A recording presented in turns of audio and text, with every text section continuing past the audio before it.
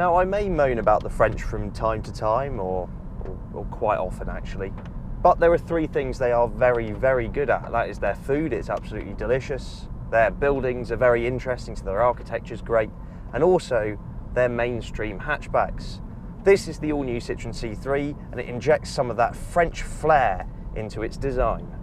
Now, say what you will about the opinion-splitting Citroen Cactus, but I think this new C3 with the same sort of bold design is a funky little Tetris cube of a B-segment car.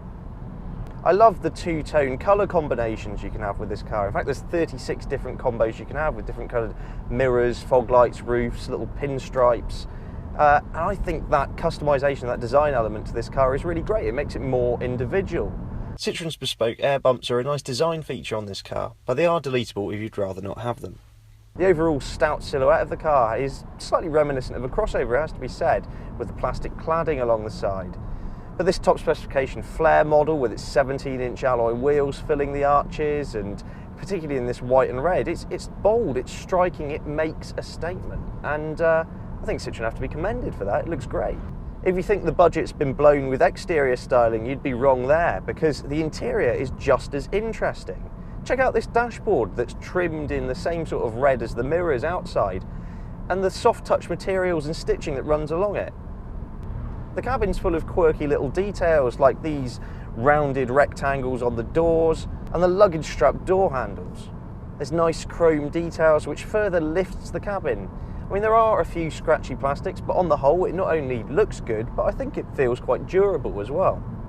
The centre console is clutter-free thanks to this touchscreen infotainment display down here. Now, it runs Citroen's latest software on there, so it's a bit more ergonomic than before. It's also compatible with Apple CarPlay and MirrorLink. It's maybe not the fastest sat-nav system we've seen. When it comes to the seats, they're spongy and comfortable and sort of mould around you like a memory foam mattress. They're actually really nice, supportive in the right places too. And Citroen are going on a real push for comfort, and the seats were a real key point for them. The rear bench seats 3, and whilst legroom isn't the biggest in its class, there is plenty of headroom. Also, a small transmission tunnel for the middle passenger means that there's actually space for their feet. The C3 sports a 300 litre boot, of which is one of the biggest in its class. And just before we leave the subject of the interior, there is something new called Connected Cam, which is fitted on mid-spec models and up. It's a camera that sits in the windscreen. It effectively works like a dash cam, meaning that it can capture the last few moments of a terrible accident and you can prove your innocence. But also, it's connected to various social medias, meaning that you can share amazing views or funny things you see on the road with the push of a button.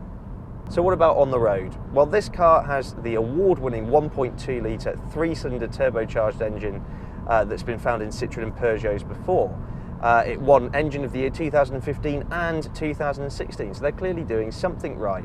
Producing 110 horsepower and 205 newton meters of torque, this little petrol's actually pretty peppy.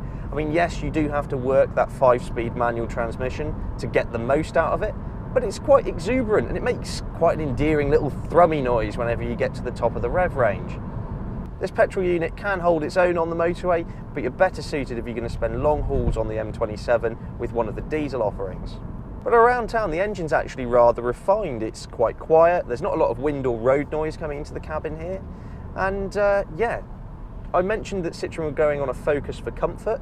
The suspension in this car tackles the UK's rather appallingly potholed roads rather well. I mean, yes, the larger alloy wheels do thump into potholes slightly, but generally speaking, it rides really well.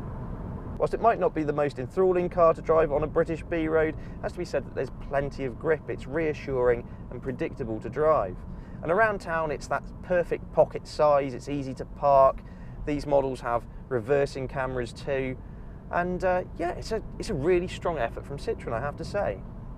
The French brand claim that this car with this engine will do 61 mpg combined and emit 103 grams per kilometre of CO2, so it should be relatively cheap to run.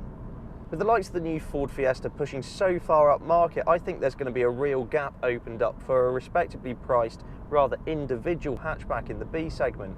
And do you know what? I think the C3 is the car to take full advantage of that. You can have the all-new Citroen C3 from £10,995.